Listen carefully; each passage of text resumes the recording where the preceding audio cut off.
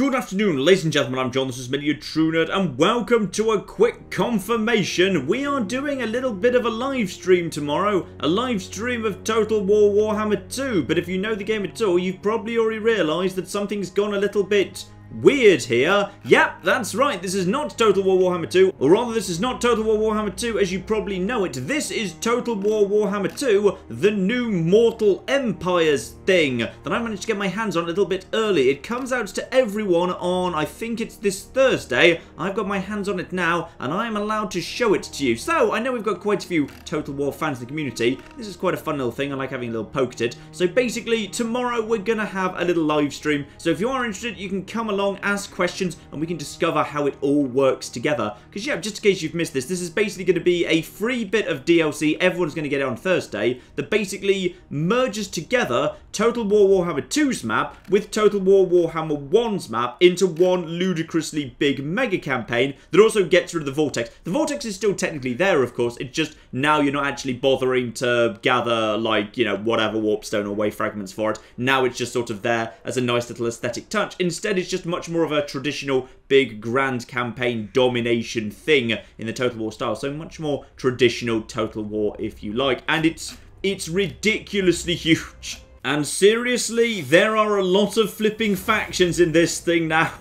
If I ever felt one thing about the Total War Warhammer games, sometimes it felt like there maybe weren't quite enough factions in them. Yeah, they've sorted that out. There's a lot of stuff. There's a lot of stuff. We'll discuss that during the stream. But it's not just a case of taking the two maps and squishing them together. A lot of stuff's like changed from Warhammer 2. Like they've taken loads of the Warhammer 2 mechanics and they've retroactively applied them into Warhammer 1. Loads of the provinces have been redrawn. The map's been changed a lot. The provinces have all been redone. It's not just a case of taking the two maps and squishing them next to each other to make a big campaign. A lot of thought's gone into making it all fit together. So we can have a little explore of that tomorrow, ladies and gentlemen, right here on YouTube, starting at 6 PM UK time. That is an hour after I normally start streaming. Because it's a weekday, I thought I'd kind of try and do it a little bit later. Apologies, I know that for a weeknight that's not going to work perfectly for every time zone, but we can't kind of do it late enough to coincide with, say, evening in the Americas, because that would be like really early in the morning in the UK time. We'd be doing it like 2 AM or something, so sadly we cannot do that. But I'll put the whole thing up on YouTube after that in case you are interested, and we may well at some point in the future do like another video on it, a proper playthrough, something of that nature. But yes, it's a cool little thing.